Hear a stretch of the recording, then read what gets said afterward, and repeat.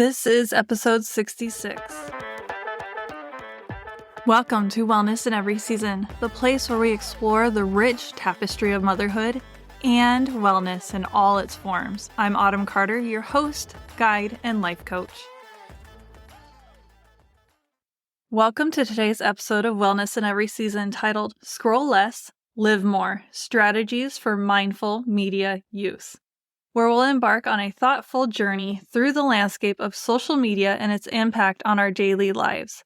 As we delve into this discussion, you, our listeners, will explore the multifaceted relationship we all share with digital platforms, from the dopamine-driven highs of engagement to the introspective moments of digital detox. We'll uncover the good, the bad, and the strategies for maintaining a healthy balance. Together, we'll reflect on how social media can serve as a tool for connection and learning, as well as a potential source of stress and distraction. You'll learn practical tips on how to curate your digital environment to enhance your well-being, set intentional boundaries, and cultivate a mindful approach to your digital interactions. Through personal antidotes, expert insights, and a series of reflective coaching questions, this episode aims to equip you with the knowledge and tools to take control of your social media habits. Whether you're looking to reconnect with your life offline or simply enhance your online experiences, today's discussion will provide valuable perspectives to help guide your digital journey. Join us as we navigate the complexities of our online worlds and discover how to make social media work positively in our lives, enhancing our connections and fostering personal growth. Let's begin this engaging exploration into mindful media use, learning not only how to use it effectively, but how to ensure it enriches our lives rather than detracts from them. You ready? Let's go. Today, I want to share with you a bit of my relationship with social media, a journey that's been both enriching and challenging. As a life coach, social media serves many purposes in my life. It's a tool for market research, a platform for sharing relevant content, a way to stay connected with friends, engage in wellness groups, and even a means to buy, sell, and discover local events. That's for the personal use side. Yet despite its many uses, it also has been a source of stress, leading me at times to pause or even consider deleting my accounts. Mostly before I started my business, don't worry. Interestingly, just as I was about to step away, my studies and subsequent internship required me to stay digitally connected. Now I have established specific times for social media use, but I still find myself unlocking my phone for what I call a doom scroll. Those times when I've neglected my needs for so long that I feel compelled to disappear into a 30 to 60 minute session of mindless scrolling or watching silly videos right after kids are in bed. You know, that time when I should probably be working on coaching? You might wonder, what exactly is doom scrolling?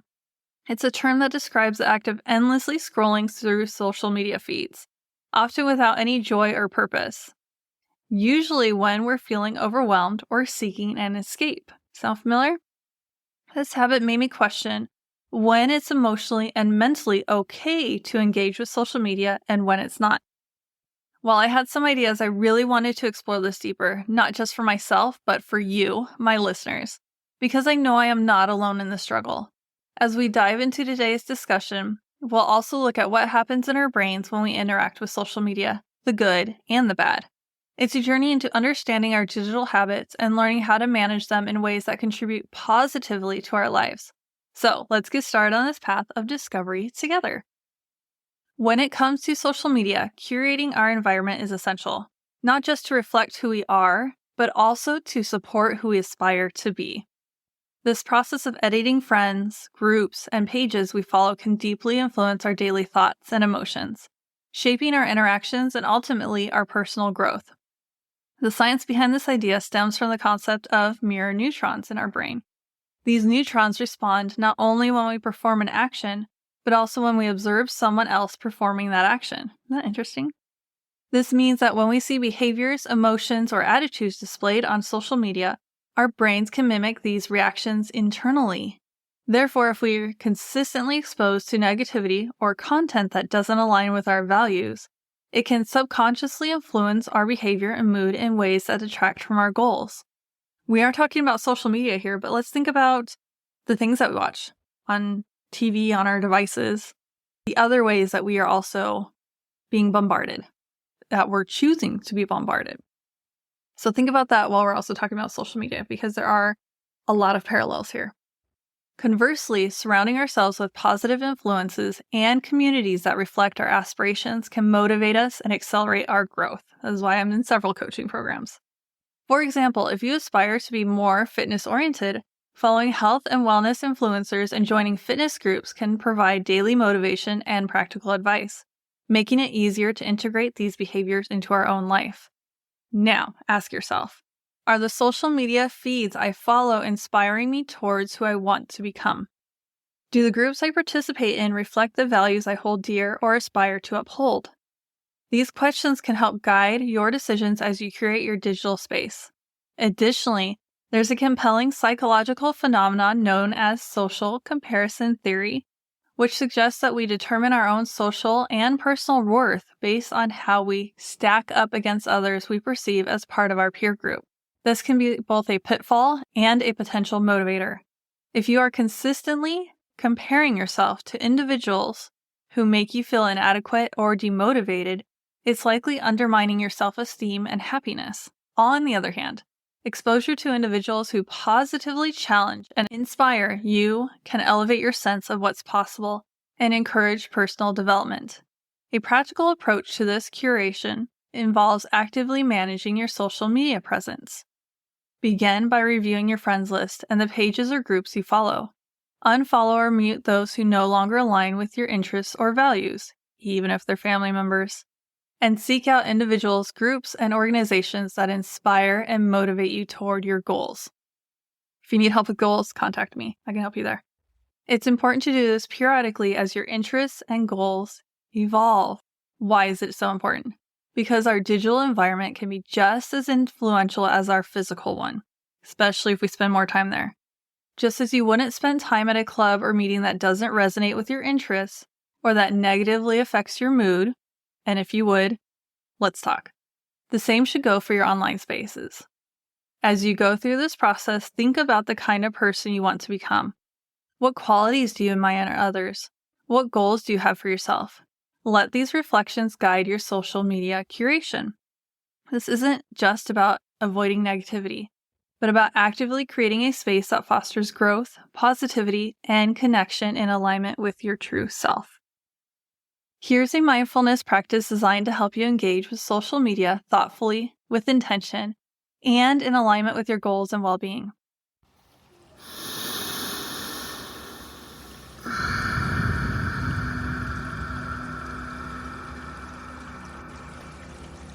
Find a quiet space to begin. This practice is about tuning into your thoughts and emotions to make sure you have time and a place where you can reflect without distractions. Start by closing your eyes and taking a few deep breaths. Inhale slowly through your nose. Hold your breath for a moment. Then exhale slowly through your mouth. Repeat this a few times until you feel grounded and centered while I continue. Now, think about how you typically use social media. Keep breathing. Do you use it for work, connecting with friends, exploring hobbies, or finding inspiration? What emotions or thoughts come up when you think about these activities? Stay in the curious mode, not the judgment. Reflect on why you use social media. Is it to stay informed, to share your journey, or to foster connections? Note your reasons, either mentally or on paper. Next, consider what you hope to gain from social media. Maybe it's deeper connections, learning new skills, or simple enjoyment and entertainment. Also, think about what you want to let go of. Are there habits like doom scrolling, feelings of envy, or spending too much time online that you want to release? Or maybe spending too much money online? Acknowledge how these behaviors affect you. Based on your reflections, set a few clear goals. Decide how much time you want to spend on social media each day, either in total or on specific platforms. Think about how you can curate your feed to reflect the types of content you want to engage with. For example, you might unfollow or mute accounts that provoke negative emotions and follow those that inspire you. Aim to interact meaningfully. perhaps by commenting thoughtfully on posts or sharing content that aligns with your values. Take some more deep breaths here. With these goals in mind, close your eyes again if they aren't already, and visualize yourself using social media in a way that brings you joy and fulfillment. Imagine scrolling with intention, engaging with content that makes you feel good, and logging off satisfied. Bring your awareness back to your breath, taking a few slow, deep breaths in and out. Let this signify the transition from reflection to action. End with a few positive affirmations, such as, I engage with social media mindfully in alignment with my goals. I curate my feed to reflect my values and interests. And I take breaks from social media when needed to protect my well-being. Now that you've completed the practice, take steps to implement your goals. Maybe you need to take one day off a week from social media. Maybe it needs to be longer. Maybe it's none of that.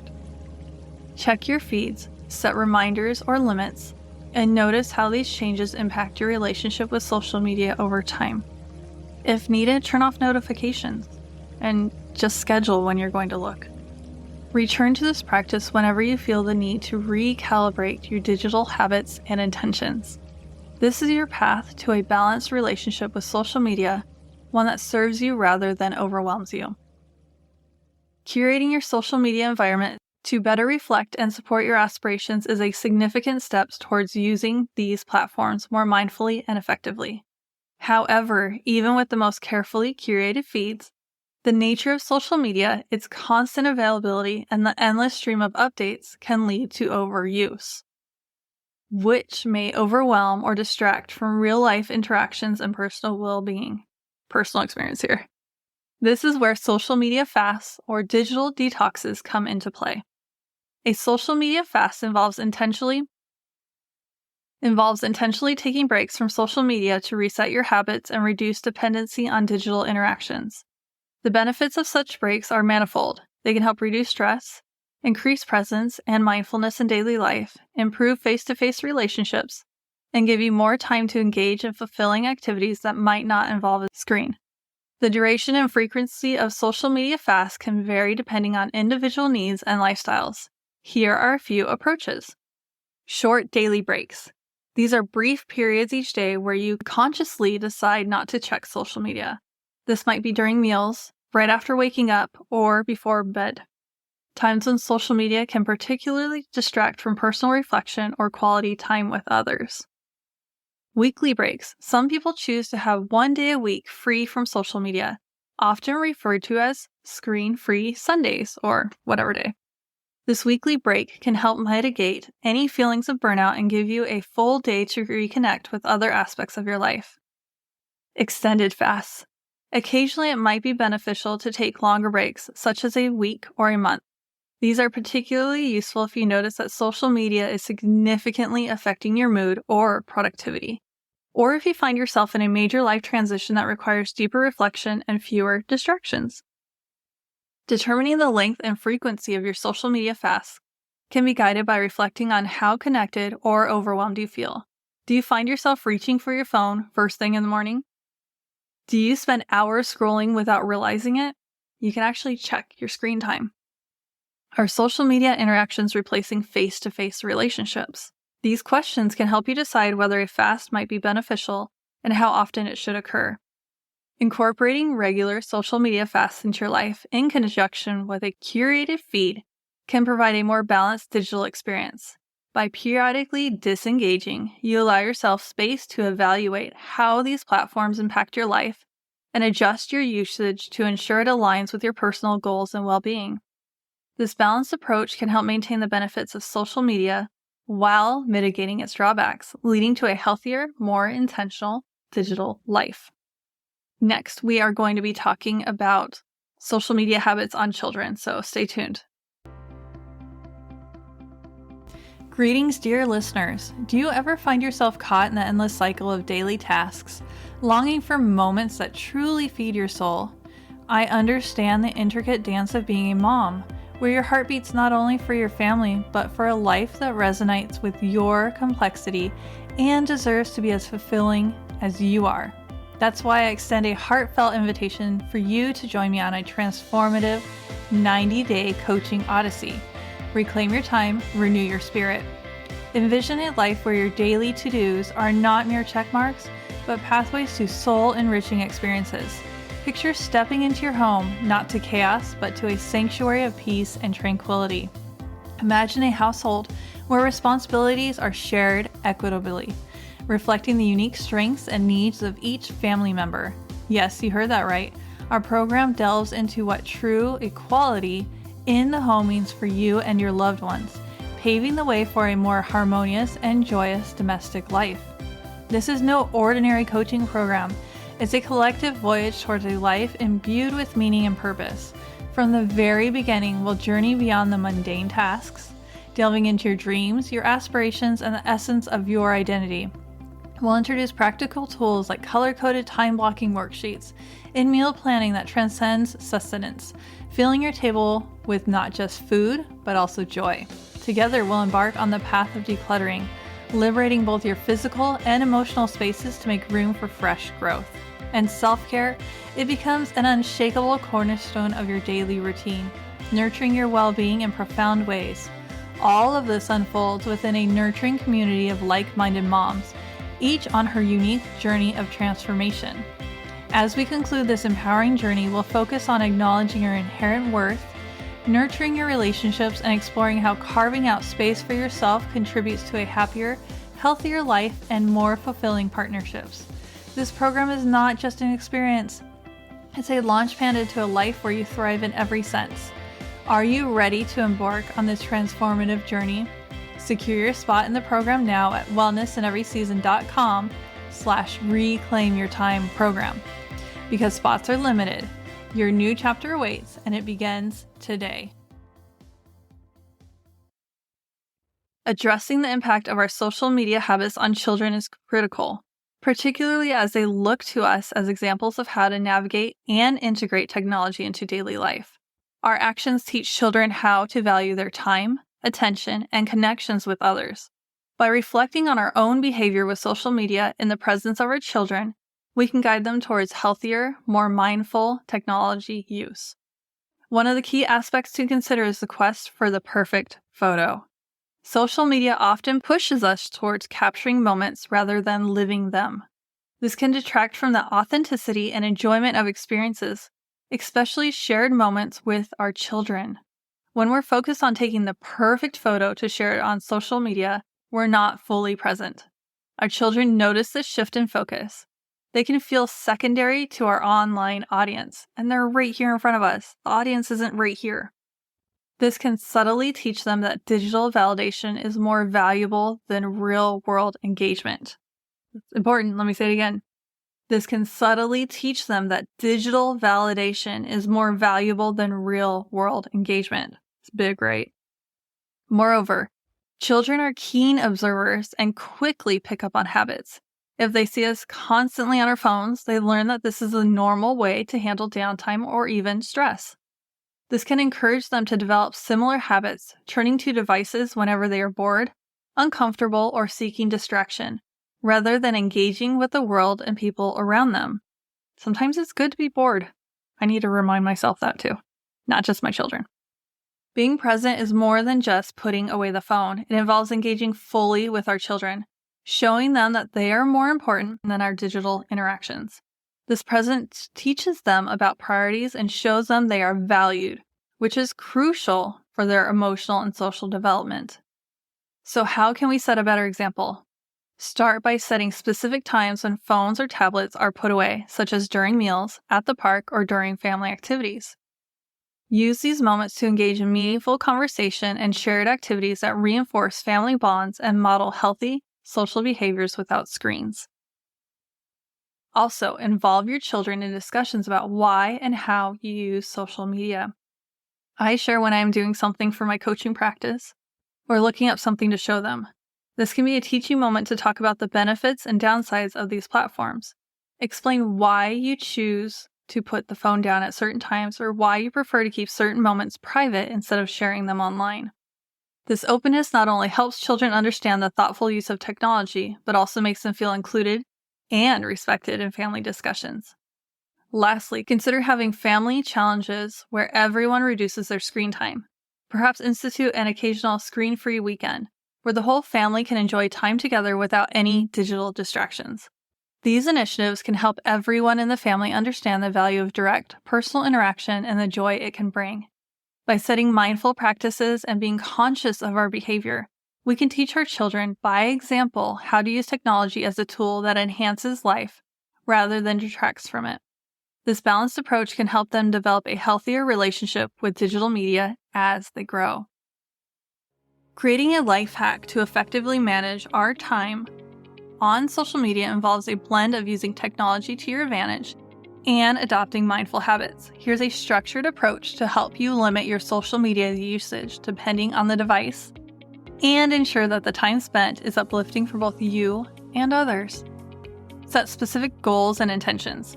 Before you even unlock your device, define clear objectives for your social media usage. Do you ever unlock it with that and then you forget what you were doing?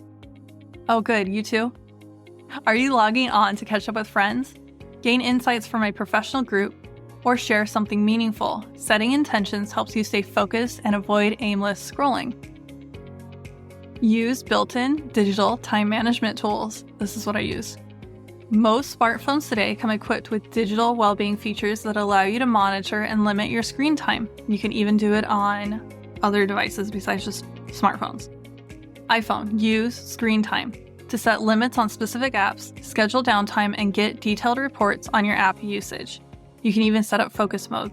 So I have mine set up so I can only see a few things before 9:15 a.m. So that's when I get home after school drop-off. Android. Utilize digital well-being to create app timers, activate focus mode during work hours or family time, and use wind-down settings to reduce the blue light at night. Customize notifications. I've done this a lot on my phone. So helpful. Tailor your notification settings to only receive alerts from important contacts or groups. This reduces the number of times you're tempted to check your phone and helps you maintain your focus on essential interactions. Curate your feed. And this is something that you're going to want to do a couple times a year, at least. Actively manage who and what you follow.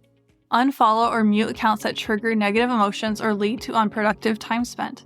Instead, follow accounts that inspire and uplift you, aligning you with your interests and values. Create content boundaries. Decide what type of content you want to engage with and share. Aim to contribute positively to discussions.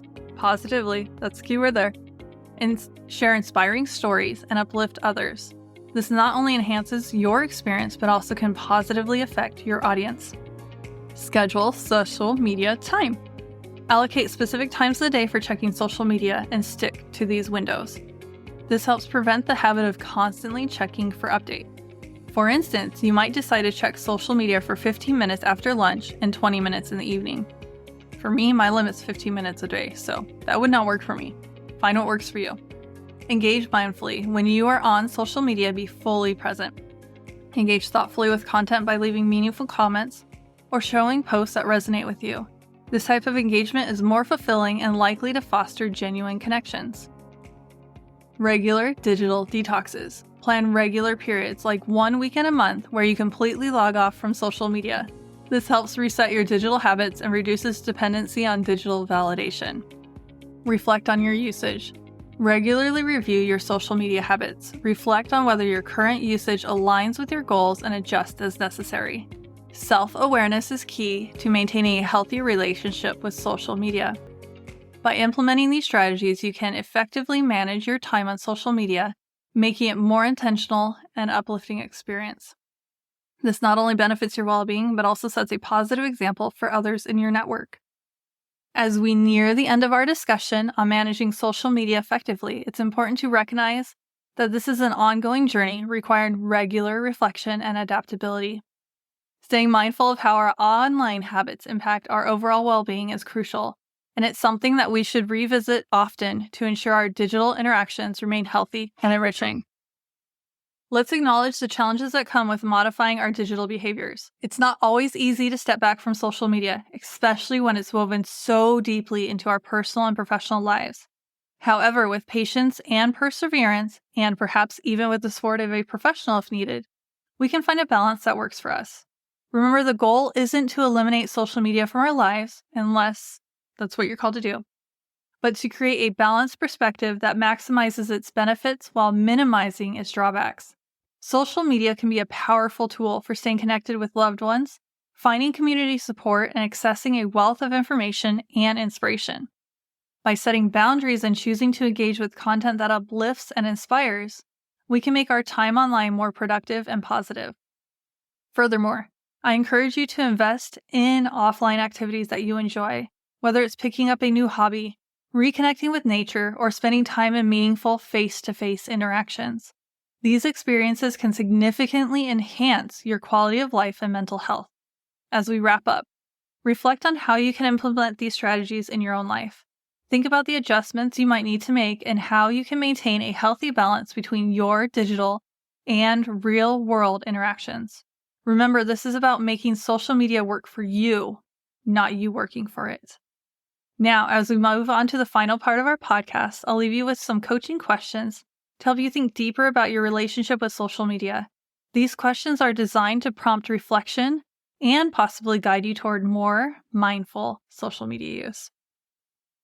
As we transition to a more reflective part of our conversation, I'd like to offer some coaching questions designed to encourage deep thought about your social media habits. These questions aim to facilitate self-discovery without judgment, helping you to understand your relationship with social media and how it impacts your life. Consider these questions thoughtfully and take your time to reflect on each one. What initially drew you to social media, and how have your reasons for using it evolved over time? When you log onto social media, what are you hoping to find or feel? Reflect on a time when social media made you feel really positive. What about that experience felt good and why? Conversely, recall a moment when social media left you feeling negative or drained. What triggered those feelings? How does your current social media use align with your overall life goals and values? Are there specific changes you can make to your social media habits that would better support your mental and emotional well-being? How does the time you spend on social media impact your relationships and interactions with others offline? What might be holding you back from taking a break from social media when you feel it's necessary? Consider your future self. How do you think they would want you to interact with social media right now? What steps can you commit to taking today to cultivate a healthier relationship with social media? These questions are intended to spark introspection and perhaps inspire changes that lead to a more balanced and fulfilling digital life. As you ponder these questions, remember that the journey towards mindful social media use is personal and unique to each individual. Take what resonates with you from our discussion and use it to create a digital experience that enriches your life rather than detracts from it. Reflect on these questions at your own pace, and remember the goal is not to criticize or judge yourself, but to understand and perhaps align your social media use for a healthier, happier life. As we wrap up today's episode, I hope to leave you with deeper understanding of the impact social media can have on our lives and the powerful role we play in shaping our digital experiences. We've explored the ups and downs of online engagement, from the joy of connecting with others to the pitfalls of mindless scrolling. We've discussed practical strategies for curating a positive digital environment and the importance of regular digital detoxes to maintain balance and well-being. Remember, the goal isn't to eliminate social media, but to use it in a way that enriches your life and aligns with your values. Whether it's adjusting your feed to inspire and motivate, setting boundaries to protect your time, or simply being more present in the moments that matter, each small step is a part of a larger journey towards digital mindfulness. Thank you for joining us, and I hope this episode has inspired you to take a thoughtful look at your own social media habits. Next week's episode is an interview with Chad Jones, where we talk about human design, planning your move based on your human design needs, and much more. Until next time, here's to living more mindfully both online and off. Thanks for tuning into this week's episode. I'm Autumn Carter, guiding you through motherhood's seasons. I hope today's discussion inspired you and offered valuable insights. Stay engaged with our motherhood wellness community by signing up for my newsletter. Whether you're interested in exploring specific topics more deeply or considering personal coaching, joining our newsletter is a great step. Just visit wellnessineveryseason.com/free resources to sign up. We value your journey and aim to keep you connected and informed through our newsletter. Your shares, subscriptions, and reviews help us reach more moms seeking empowerment. So please spread the word about our podcast. Thank you for being a part of our podcast community. I look forward to continuing our conversation, sharing stories, and exploring wellness in all aspects of motherhood. Take care until next week.